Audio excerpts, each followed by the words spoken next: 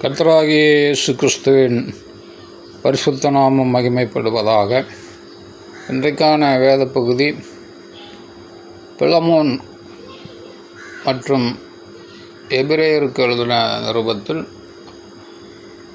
1 மற்றும் 2 அதிகாரங்களும் வாசிக்க கேட்போம். இந்த வேத வார்த்தைகளை வாசிக்கிறவனும் கேட்கிறவர்களும் அதன்படி கை கொண்டு நடக்கிறவர்களும் பாக்கியவான்கள். பிலமோனுக்கு எழுதின நிருபம். கிறிஸ்து இயேசுவின் நிமித்தம்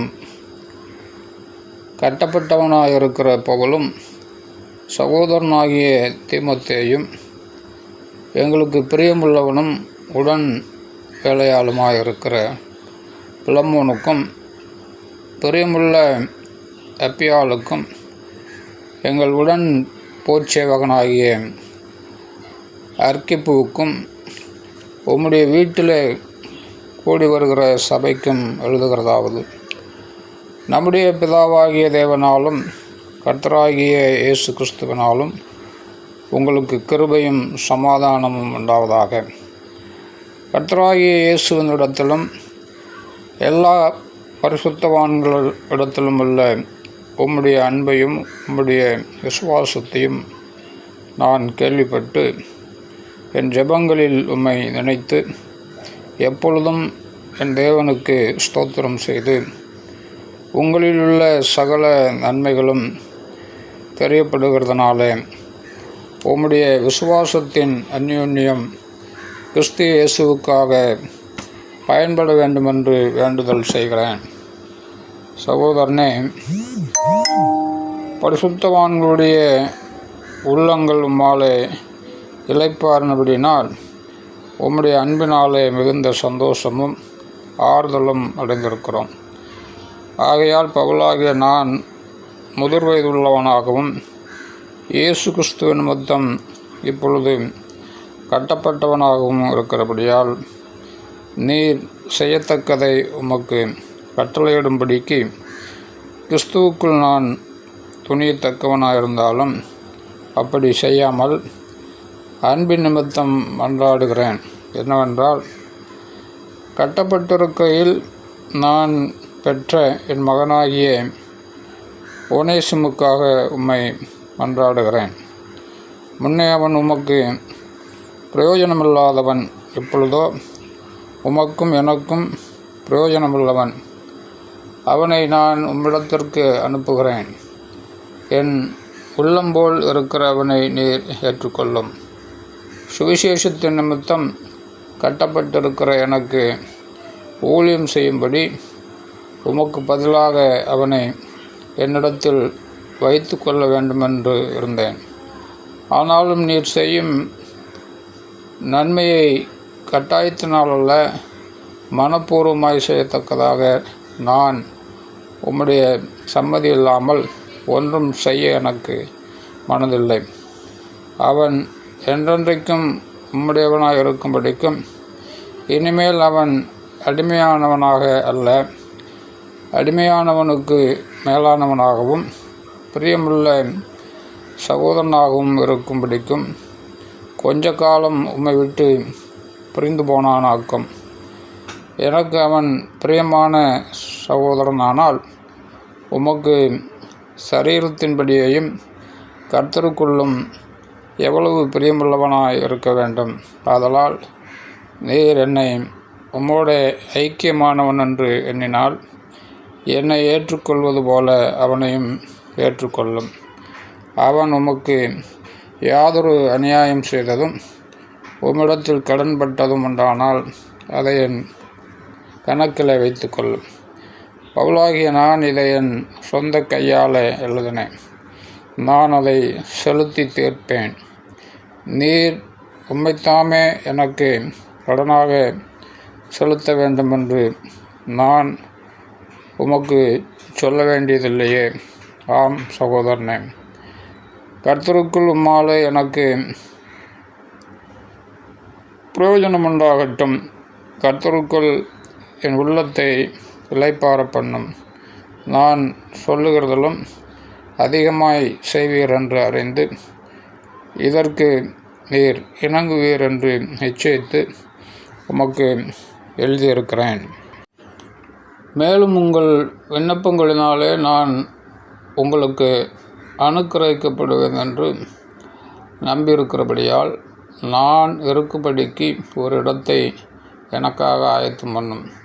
கிறிஸ்து இயேசுவின் நிமித்தம் என்னோட கூட காவலில் வைக்கப்பட்டிருக்கிற எப்பாப்பிராவும் என் உடன் வேலையாட்களாகிய மார்க்குவும் அரிஸ்தர்க்கும் தேமாவும் லூக்காவும் உமக்கு வாழ்த்துதல் சொல்லுகிறார்கள். நம்முடைய கர்த்தராகிய இயேசு கிறிஸ்துவின் கிருபை உங்கள் ஆவியுடனே கூட இருப்பதாக. ஆமென். எபிரேயருக்கு எழுதின நிருபம் 1 அதிகாரம்.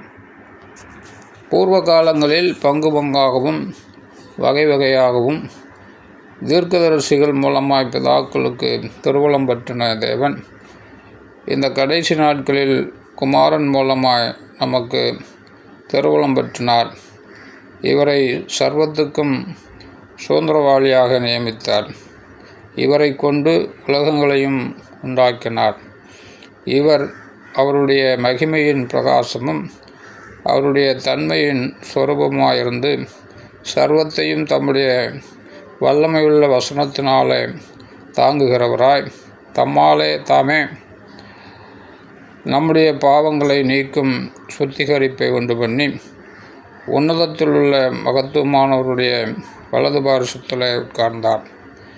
இவர் தேவதூதரை பார்க்கலும் எவ்வளவு விசேஷித்த நாமத்தை சுதந்திரித்து கொண்டாரோ அவ்வளவு அதிகமாய் அவர்களிலும் மேன்மை உள்ளவரானார். எப்படியெனில், நீர் என்னுடைய குமாரன், இன்று நான் உம்மை ஜனிப்பித்தேன் என்றும் நான் அவருக்கு பிதாவாயிருப்பேன், அவர் எனக்கு குமாரனாயிருப்பார் என்றும் அவர் தூதர்களில் யாருக்காவது எப்போதாகிலும் சொன்னதுண்டா?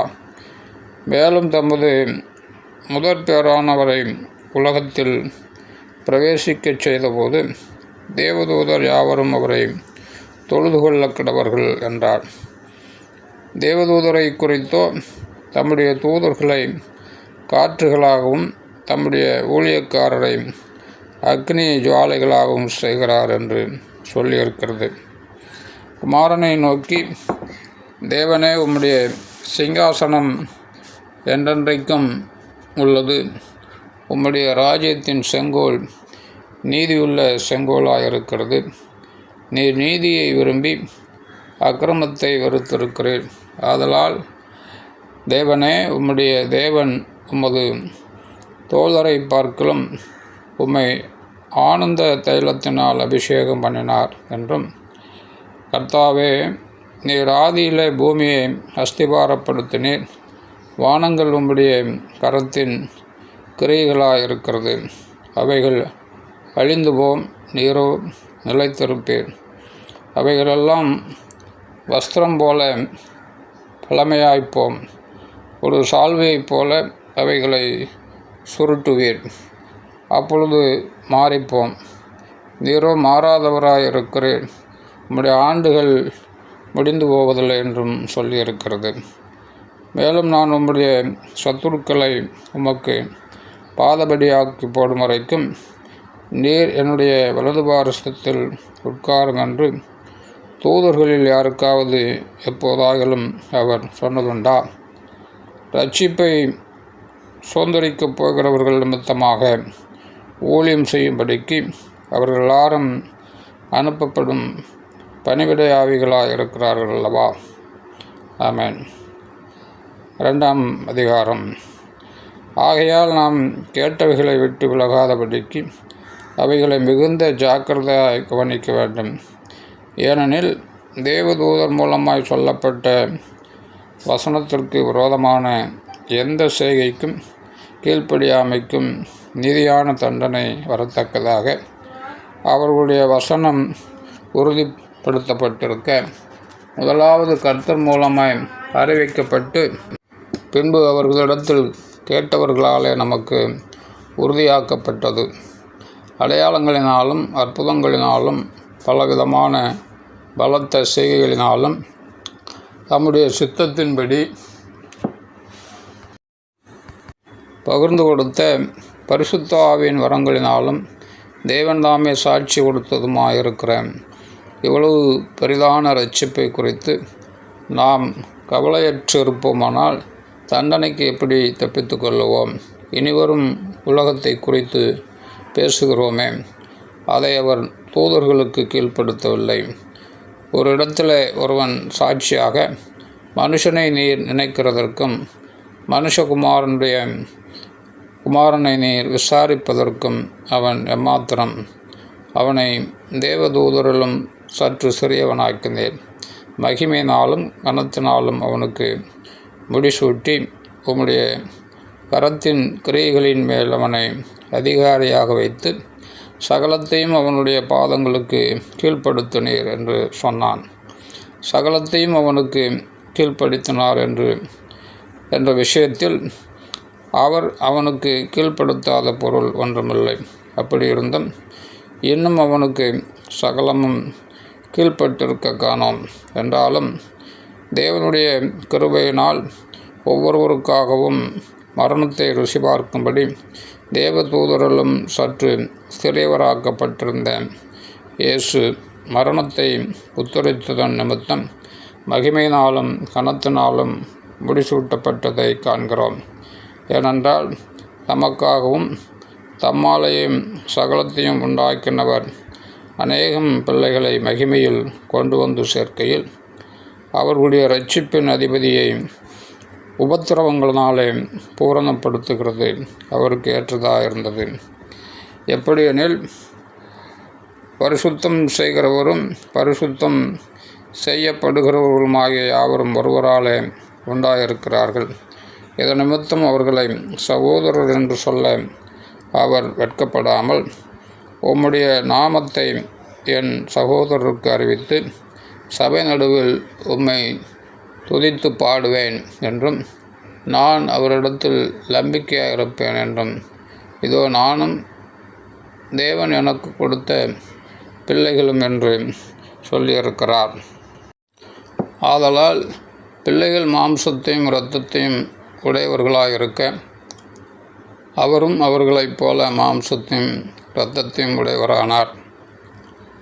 மரணத்துக்கு அதிகாரியாகிய பிசாசானவனை தம் மரணத்தினாலே அழிக்கும்படிக்கும் ஜீவகாலமெல்லாம் மரண பயத்தினாலே அடிமைத்தனத்திற்கு உள்ளானவர்கள் யாவரையும் விடுதலை பண்ணும்படிக்கும் அப்படியானார். ஆதலால் அவர் தேவதூதருக்கு உதவியாக கைகொடாமல் ஆபிரகாமின் சந்ததிக்கு உதவியாக கை கொடுத்தார். அன்றியும் அவர் ஜனத்தின் பாவங்களை நிவர்த்தி செய்வதற்கு ஏதுவாக தேவ காரியங்களை குறித்து இரக்கமும் உண்மையுமுள்ள பிரதான ஆசாரியராக இருக்கும்படிக்கு எவ்விதத்திலும் தம்முடைய சகோதரருக்கு ஒப்பாக வேண்டியதாக இருந்தது. ஆதலால் அவர்தாமே சோதிக்கப்பட்டு பாடுபட்டதினாலே அவர் சோதிக்கப்படுகிறவர்களுக்கு உதவி செய்ய வல்லவராயிருக்கிறார். ஆமென்.